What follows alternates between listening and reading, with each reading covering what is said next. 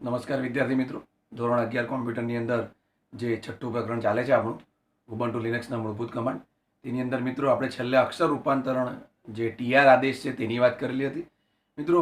ત્યારબાદ જે અભ્યાસક્રમમાં થોડા ચેન્જીસ આવ્યો છે એને કારણે 128 નંબરનું પાનું, ત્યારબાદ 130 નંબરનું પાનું, ત્યારબાદ 131 નંબરના પાના જે છે મુદ્દાઓ જે છે એની અંદર સમાવેશ તે બાદ કરે રદ થયેલા છે. તો આપણે એની આગળ ચર્ચા નહીં કરીશું, બરાબર છે. તો તમારે આ રીતે જે છે મિત્રો તે અત્યારે આપણે જે છઠ્ઠા પ્રકરણમાં ચલાવ્યું TR આદેશ સુધી, TR જે આદેશ છે તે પણ મુદ્દો બાદ કરવામાં આવેલો છે. તો ત્યાર પછીના જે 2-3 પાના છે એને એ ચાલુ વર્ષે અભ્યાસક્રમમાંથી રદ કરવામાં આવેલા છે મુદ્દાઓને, તો આપણે એ આગળ નહીં ચલાવીએ. ત્યારબાદ મિત્રો 7મું ચેપ્ટર જે છે, 8મું ચેપ્ટર જે છે તે બંને સમગ્ર પ્રકરણ રદ કરવામાં આવેલું છે મિત્રો. એટલે આપણે હવે સીધું 9મું જે પ્રકરણ છે આપણું તેની વાત કરીશું. ડેટાબેઝ મેનેજમેન્ટ સિસ્ટમનો પરિચય, તેની વાત આપણે કરીશું મિત્રો. તો શું છે આ ડેટાબેઝ મેનેજમેન્ટ સિસ્ટમ? જે આપણું 9મું પ્રકરણ છે મિત્રો તે આપણે શરૂ કરવા જઈ રહ્યા છીએ. 9મું પ્રકરણ જે છે તે ડેટાબેઝ મેનેજમેન્ટ સિસ્ટમનો પરિચય.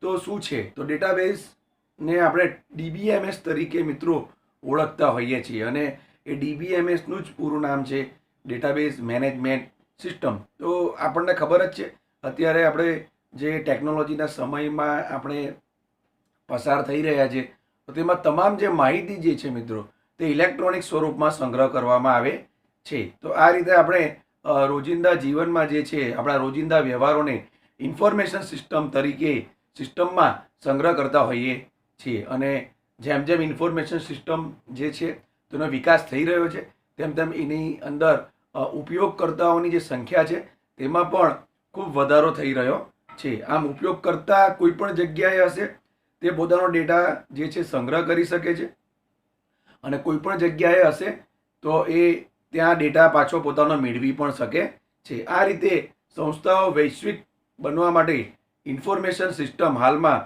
વ્યવહારોની સંગ્રહ જાળવણી પૂરતી મર્યાદિત રહેતી નથી.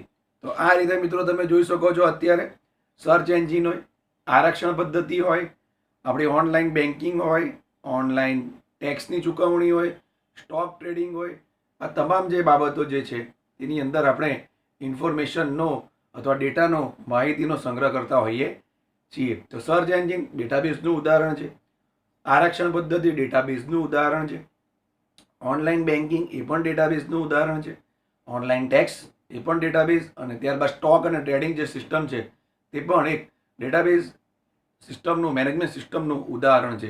અને મિત્રો આ જે ઇન્ફોર્મેશન સિસ્ટમ છે તેની સાથે આપણે આપણા જીવનનો અનિવાર્ય ભાગ બની ગયો છે, અને આપણે આ ઇન્ફોર્મેશન સિસ્ટમની સાથે સીધી રીતે અથવા આડકતરી રીતે એની સાથે આપણે જોડાયેલા છીએ, એનો ઉપયોગ કરીએ છીએ. જેમ કે તમે જોઈ શકો છો અત્યારે ડૉક્ટર હોય કે એન્જિનિયર્સ હોય કે શોપિંગ સ્ટોરના માલિક હોય કે બ્રોકર એજન્ટ હોય, આ તમામ જે છે વિદ્યાર્થી હોય, તમામ જે વ્યક્તિઓ જે છે તે ઇન્ફોર્મેશન સિસ્ટમનો ઉપયોગ કરે છે કોઈના કોઈ પ્રકારે. ક્યાં તો સીધી રીતે ઉપયોગ કરે છે, ક્યાં એનો આડકતરી રીતે ઉપયોગ કરતા હોય છે. આમ ઇન્ફોર્મેશન સિસ્ટમ જે છે મિત્રો તે નિર્ણયો લેવામાં ખૂબ મદદરૂપ સાબિત થતી હોય છે, અને સાચો નિર્ણય, શક્ય શ્રેષ્ઠ નિર્ણય લેવા માટે આ ઇન્ફોર્મેશન સિસ્ટમ તે ખૂબ મદદરૂપ સાબિત થાય છે. સાચી માહિતી ધરાવતી જો માહિતી આપણી પાસે હશે તેના આધારિત આપણે કોઈ પણ ચોક્કસ પ્રકારનો નિર્ણય કરી શકીએ છીએ. તો તમારે નિર્ણય કરવો હોય ચોક્કસ પ્રકારનો નિર્ણય, તો આપણી પાસે શું હોવું જોઈએ? ઇન્ફોર્મેશન, આપણી પાસે સંબંધિત ઇન્ફોર્મેશન હોવી જોઈએ. તો ઇન્ફોર્મેશન એ એક પ્રકારનું આઉટપુટ છે, જે કાચા ડેટા એટલે કે રો જે ડેટા છે તેની ઉપર પ્રક્રિયા કરીને પેદા કરવામાં આવે છે, મેળવવામાં આવે છે. તો મિત્રો આ થઈ ગઈ વાત એક સાદી ઇન્ફોર્મેશન સિસ્ટમની વાત. તે તમને એવું સમજાવવા માંગે છે કે અત્યારના સમયમાં આપણે કોઈ પણ વ્યક્તિ, કોઈ પણ ઉપયોગ કરતા આ ઇન્ફોર્મેશન સિસ્ટમનો ઉપયોગ કરે જ છે. એમાં તમામ પ્રકારના જે વ્યવસાયિક હોય, વ્યવસાયકારો, તે બધા જ એમાં આવી જતા હોય છે. અને સાચી ઇન્ફોર્મેશન ઉપરથી આપણે સાચો નિર્ણય, શ્રેષ્ઠ નિર્ણય આપણે લઈ શકતા હોઈએ છીએ. અને આપણે તમામ જે ઇન્ફોર્મેશન જે છે તે ઇલેક્ટ્રોનિક સ્વરૂપમાં આપણે સંગ્રહ કરીએ છીએ. તો હવે મિત્રો અહીંયા આગળ જે બીજો મુદ્દો છે ડેટા અને ઇન્ફોર્મેશન, તેની અંદર ડેટા કોને કહેવામાં આવે છે અને ઇન્ફોર્મેશન કોને કહેવામાં આવે છે, આ બંને બાબતો જુદી છે. જનરલી આપણે સામાન્ય રીતે આપણે ડેટા અને ઇન્ફોર્મેશન જે શબ્દ બોલીએ છીએ તે અદલા બદલીમાં બોલીએ છીએ. ઘણીવાર ડેટાની જગ્યાએ આપણે ઇન્ફોર્મેશન બોલી કાઢીએ છીએ, ઘણીવાર ઇન્ફોર્મેશનની જગ્યાએ આપણે ડેટા શબ્દ જે છે તેનો ઉપયોગ કરતા હોઈએ છીએ. પરંતુ વાસ્તવિકતામાં તમે ડેટાબેઝની પરિભાષામાં જો વાત કરો તો ડેટા અને ઇન્ફોર્મેશન એ બંને જુદી બાબતો છે, સરખી નથી. તો ડેટા કોને કહેવામાં આવે તો દરેક પ્રકારની હકીકત, આંકડાઓ, કોઈ વ્યક્તિ વિશેની વિગતો, જગ્યાઓ, વસ્તુઓ અને પ્રસંગોને ડેટા કહેવામાં આવે છે. ડેટા જુદા જુદા સ્વરૂપમાં હોઈ શકે છે. તે મૌખિક સ્વરૂપમાં હોઈ શકે છે, લેખિત સ્વરૂપમાં હોઈ શકે છે, તે કોમ્પ્યુટરીકરણ કરેલા એટલે કોમ્પ્યુટરાઇઝ ડેટા હોઈ શકે છે, ક્યાં તો એ નોન કોમ્પ્યુટરાઇઝ એટલે કે કોમ્પ્યુટર કરેલા ન કરેલા ડેટા હોઈ શકે છે. આમ ડેટા જે છે તેના મૂળ સ્વરૂપમાં ખાસ ઉપયોગી હોતા નથી. બરાબર? તો ડેટા ઉપર પ્રક્રિયા કરીને તેને આપણે ઉપયોગી બનાવી શકીએ છીએ. તો મિત્રો, આ ડેટા ઉપર પ્રક્રિયા કરીને જે ઉપયોગી બનાવવામાં આવે છે ડેટાને, તેને જ ઇન્ફોર્મેશન તરીકે ઓળખવામાં આવે છે. અને આ નિર્ણય લેવાની પ્રક્રિયામાં આ ઇન્ફોર્મેશન જે છે તે ડેટા જે છે તે ખૂબ અગત્યના સાબિત થતા હોય છે. આમ અનેક સંસ્થાઓ અને પેઢીઓ માટે ડેટા એક અગત્યની સંપત્તિ બની રહેતી હોય છે. તો ટૂંકમાં ડેટાની વ્યાખ્યા તમે કઈ રીતે કરશો? દરેક પ્રકારની હકીકતો, આંકડાઓ, કોઈ વ્યક્તિ વિશેની વિગતો, જગ્યાઓ, વસ્તુઓ, પ્રસંગોને ડેટા તરીકે ઓળખવામાં આવે છે. ડેટા જુદા જુદા સ્વરૂપમાં હોઈ શકે છે. તે મૌખિક સ્વરૂપમાં પણ હોઈ શકે છે, તે લેખિત સ્વરૂપમાં પણ હોઈ શકે છે, કોમ્પ્યુટરીકરણ કરેલા પણ હોઈ શકે છે અને કોમ્પ્યુટરીકરણ ન કરેલા પણ ડેટા હોઈ શકે છે. અને ડેટા જે છે તેના મૂળ સ્વરૂપમાં ખાસ ઉપયોગી હોતા નથી. તો એને ઉપયોગી બનાવવા માટે શું કરવું પડે? એના ઉપર પ્રક્રિયા કરવી પડે. પ્રક્રિયા કરીને પરિણામ પ્રાપ્ત કરવું પડે. અને એ પરિણામ જે પ્રાપ્ત થાય છે એ જ આપણા માટે બહુ જ મહત્વનું સાબિત થતું હોય છે. તો મિત્રો, ત્યારબાદ ઇન્ફોર્મેશન કોને કહેવાય? તો ડેટા ઉપર પ્રક્રિયા કરીને મેળવેલું જરૂરી પરિણામ, તેને ઇન્ફોર્મેશન તરીકે ઓળખવામાં આવે છે. પરીક્ષામાં પણ પ્રશ્નપત્રમાં ડેટા કોને કહેવાય, ઇન્ફોર્મેશન કોને કહેવાય, આઈએમપી વાક્ય જે પરીક્ષાની અંદર જે સવાલ જે છે તે બનીને આવી ગયેલા છે કે દરેક પ્રકારની હકીકત, આંકડાઓ, વ્યક્તિ વિશેની વિગતો, પ્રસંગો, ઘટનાઓ, વસ્તુઓને શેના તરીકે ઓળખવામાં આવે છે? ડેટા તરીકે ઓળખવામાં આવે છે. તો બીજી બાજુ ઇન્ફોર્મેશન કોને કહેવાય? ડેટા ઉપર પ્રક્રિયા કરીને મેળવેલું જે જરૂરી પરિણામ છે તેને આપણે ઇન્ફોર્મેશન તરીકે ઓળખીએ છીએ. આમ ઇન્ફોર્મેશન બીજું કંઈ જ નથી, પ્રક્રિયા કરેલા ડેટા છે. બીજા શબ્દોમાં તમે એને એમ પણ કહી શકો કે પ્રક્રિયા કરેલા ડેટા જેને ઇન્ફોર્મેશન તરીકે ઓળખવામાં આવે છે. અને આ ઇન્ફોર્મેશન આપણા માટે ઉપયોગી છે કારણ કે તે નિર્ણય લેવા માટેનો પાયો છે. બરાબર? આમ સાચી અને સંબંધિત ઇન્ફોર્મેશનને આધારે આપણે સમયસર લીધેલા નિર્ણય આપણને ખૂબ અસરકારક અને ફાયદાકારક સાબિત થતું હોય છે. અને બીજી બાજુ ખોટી માહિતીના આધારે અને ખોટી ઇન્ફોર્મેશનના આધારે લીધેલા નિર્ણય જે છે તે આપણા જે વ્યવસાય છે તેના માટે ખરાબ અસર કરતા હોય છે. તો મિત્રો, આ રીતે કહેવાનો અર્થ છે ડેટા અને ઇન્ફોર્મેશન જે બે અહીંયા ડેફિનેશન આપેલી છે, વ્યાખ્યા આપેલી છે, બંને જુદી બાબતો છે. એમ ભલે આપણે રોજિંદા જીવનમાં ડેટા, ઇન્ફોર્મેશનને એકબીજાના શબ્દની અદલા બદલીમાં બોલીએ, પણ હકીકતમાં ડેટા વસ્તુ જુદી છે, ઇન્ફોર્મેશનની વ્યાખ્યા પણ તદ્દન જુદી છે. બંને એક સરખા નથી. ડેટા એટલે કોઈ પણ પ્રકારની હકીકત, આંકડાઓ, વિગતો, વસ્તુઓ, પ્રસંગો, ઘટનાઓને ડેટા કહેવાય. અને આ ડેટા ઉપર પ્રક્રિયા કરીને જે પરિણામ પ્રાપ્ત કરવામાં આવે છે, જે આઉટપુટ મેળવવામાં આવે છે, એને ઇન્ફોર્મેશન તરીકે ઓળખવામાં આવે છે. અને આવી સાચી ઇન્ફોર્મેશનને આધારે લીધેલો કોઈપણ પ્રકારનું નિર્ણય અથવા ચોક્કસ પ્રકારનું કાર્ય જે કરાવીએ તો તે ખૂબ ફાયદાકારક સાબિત થતું હોય છે. તમને એક એક્ઝામ્પલ આપેલું છે મિત્રો ડેટા અને ઇન્ફોર્મેશનનું. તો આપણી સ્કૂલમાં કોઈ વિદ્યાર્થીનો જન્મદિવસ હોય, તમે એને જન્મદિવસની શુભેચ્છાઓ આપવા માંગો છો, તો તમે શું કરશો? તમામ વિદ્યાર્થીની જન્મ તારીખ લખી કાઢશો. બરાબર? અને જે દિવસે જે વિદ્યાર્થીનો જન્મદિવસ હોય તેની શુભેચ્છા તમે એને પાઠવવાનું કાર્ય કરો છો. તો આ રીતે આપણે ઇન્ફોર્મેશનનો સેટ તૈયાર કરીએ, ડેટાનો સેટ તૈયાર કરીએ છીએ. અને અને ઇન્ફોર્મેશન તરીકે આપણે ઓળખતા હોઈએ છીએ. ત્યારબાદ મિત્રો આગળ તમને ડેટાબેઝ અને ડેટા મોડેલ એ બે મુદ્દાઓ સમજાવવામાં આવેલા છે. તો આપણે ડેટા વિશે શીખી ગયા, આપણે ઇન્ફોર્મેશન વિશે શીખી ગયા. હવે ડેટાબેઝ કોને કહેવાય? તો રોજિંદા જીવનમાં અને વાસ્તવિક જીવનમાં આપણે આજુબાજુના વાતાવરણમાં ડેટાબેઝનો ઉપયોગ કરીએ જ છીએ. જેમ કે આપણી પાસે ફોન નંબર ધરાવતી સરનામાવાળી ડાયરી હોય, આપણા ઘરે હોય છે, એમાં ફોન નંબર લખેલો હોય, સરનામું લખેલું હોય છે, તો ડેટાબેઝનું ઉદાહરણ છે. સ્કૂલમાં જે વિદ્યાર્થી હોય તેની માહિતી, તેમાં એનું સરનામું, એનો ફોન નંબર, એનું નામ બધું હોય છે, તે પણ ડેટાબેઝનું ઉદાહરણ છે. આપણે વિદ્યાર્થીની હાજરી લેતા હોઈએ છીએ, પૂરતા હોઈએ છીએ, તે પણ ડેટાબેઝનું ઉદાહરણ છે. ભારત સરકાર જે છે તે આધાર પ્રોજેક્ટ ચલાવે છે, બરાબર? તે આધારમાં જે કાર્ડ હોય છે તેમાં દરેક વ્યક્તિને એક અજોડ નંબર, યુનિક નંબર આપી દેવામાં આવેલા હોય છે, તો તે પણ ડેટાબેઝનું ઉદાહરણ છે. પછી પાસપોર્ટ ઓફિસ હોય, જેને પાસપોર્ટ ઇસ્યુ કરેલા હોય અને પાસપોર્ટની માહિતી જાળવે છે. કોઈ ડૉક્ટર હોય તો દર્દીની માહિતી, એનો ઇતિહાસ સાચવીને રાખે છે. અને રેલવે ખાતું હોય તો મુસાફરની વિગતો સાચવીને રાખે છે. આ તમામ જે ઉદાહરણો છે, જે આપણે આજુબાજુના વાતાવરણમાં, આજુબાજુની પરિસ્થિતિઓમાં આપણને જોવા મળે છે, તમામ એક્ઝામ્પલ જે છે મિત્રો તે ડેટાબેઝના છે. તો ટેલિફોનની ડાયરી ડેટાબેઝનું ઉદાહરણ છે. સ્કૂલમાં વિદ્યાર્થીઓની માહિતી ડેટાબેઝનું ઉદાહરણ છે. ત્યારબાદ આધાર કાર્ડ જે માહિતી જે છે તે પણ ડેટાબેઝનું ઉદાહરણ છે. ત્યારબાદ પાસપોર્ટ ઓફિસ જે પાસપોર્ટ ઇસ્યુ કરે છે તેની માહિતી જાળવી રાખે છે, તે પણ ડેટાબેઝનું ઉદાહરણ છે. રેલવે ખાતું હોય તો મુસાફરની વિગતો સાચવી રાખે, તે પણ ડેટાબેઝનું ઉદાહરણ છે. અને કોઈ ડૉક્ટર હોય તો તેના દર્દીની માહિતી સાચવીને રાખતું હોય છે. તો ડેટાબેઝની વ્યાખ્યા હવે જોઈશું મિત્રો. આપણે શીખી ગયા ડેટા કોને કહેવાય, ઇન્ફોર્મેશન કોને કહેવાય. હવે ડેટાબેઝ કોને કહેવાય? તો ડેટાબેઝ એ એકબીજા સાથે સંબંધિત સુવ્યવસ્થિત માહિતી, એકબીજા સાથે સંબંધિત અને સુવ્યવસ્થિત રીતે સંગ્રહિત માહિતીનો સમૂહ છે, ડેટાનો જથ્થો છે. આ છે ડેટાબેઝની વ્યાખ્યા. ડેટાબેઝ કોને કહેવામાં આવે છે? ડેટાબેઝ એટલે એકબીજા સાથે સંબંધિત અને સુવ્યવસ્થિત રીતે સંગ્રહ કરેલી ડેટાનો જથ્થો, એને ડેટાબેઝ તરીકે ઓળખવામાં આવે છે.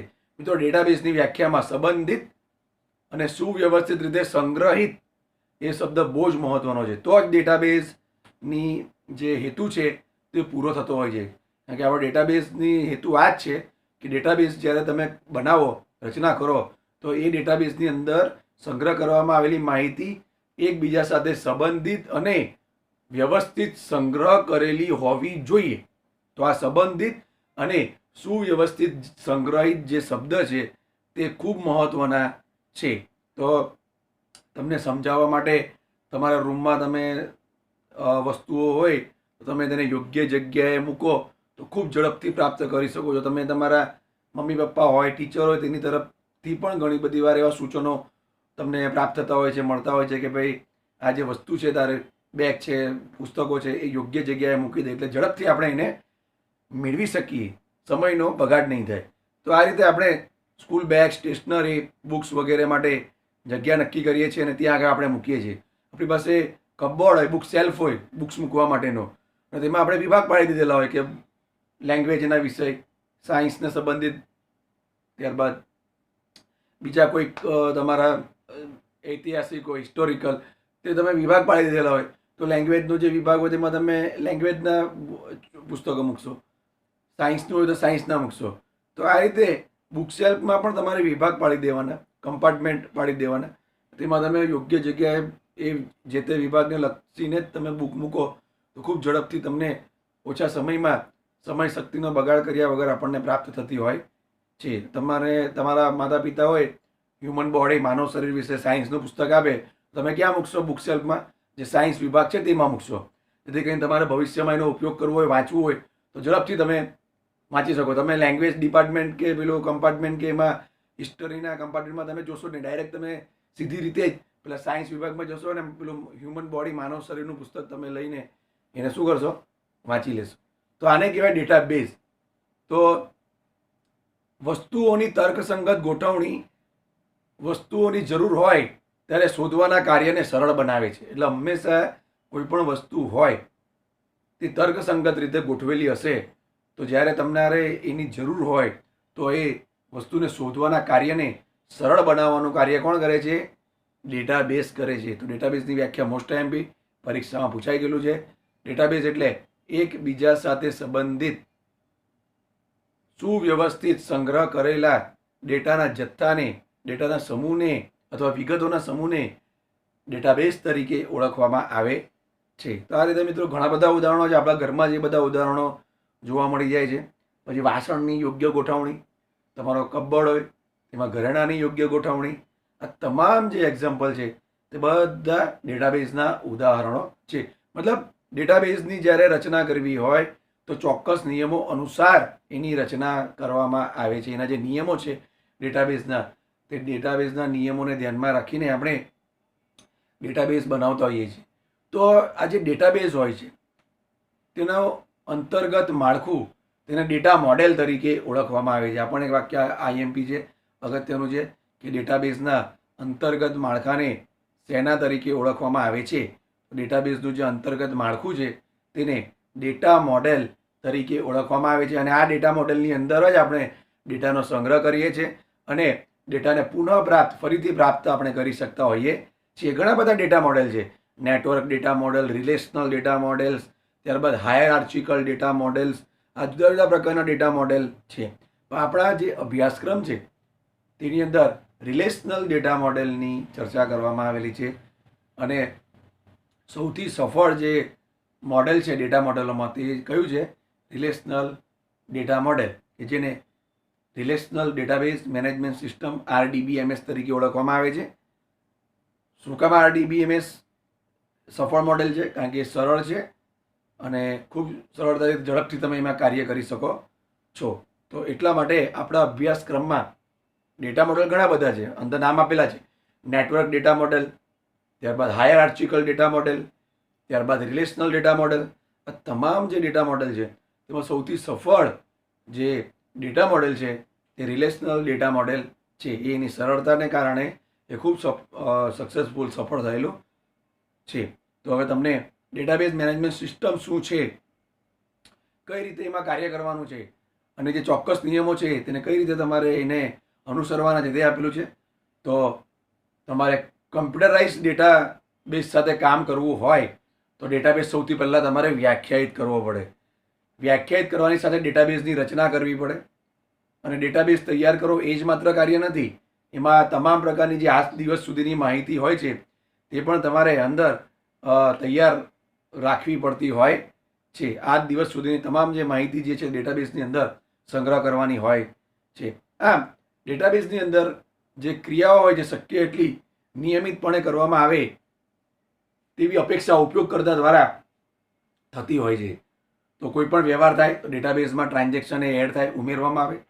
કોઈ સુધારા ધ્યાનમાં આવે તો તરત જ ડેટાબેઝમાં એ માહિતી એડિટ કરવામાં આવે. કોઈ બિનજરૂરી માહિતી, નકામી માહિતી હોય તેને તરત જ ડિલીટ કરવામાં આવે, દૂર કરવામાં આવે. યોગ્ય રીતે ડેટાબેઝનું આયોજન કરવામાં આવે. વપરાશકર્તાની જરૂરિયાત પ્રમાણે ડેટાને પુનઃ પ્રાપ્ત કરવામાં આવે. એ તો ખરું જ, સાથે ડેટાની સુરક્ષા પણ સચવાઈ રહે, જળવાઈ રહે એવું કાર્ય કરવામાં આવે. બેકઅપ રેગ્યુલર નિયમિત લેવામાં આવે.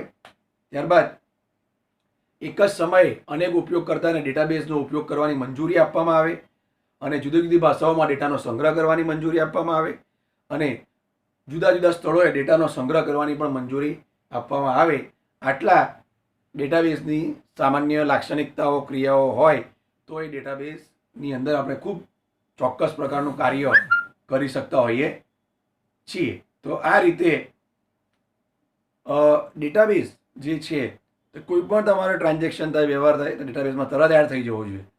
સુધારા કરવાનો હોય તો તે એડિટ થઈ જવું જોઈએ. ડિલીટ કરવાનો હોય તો ડિલીટ પણ કરી શકાતું હોવું જોઈએ.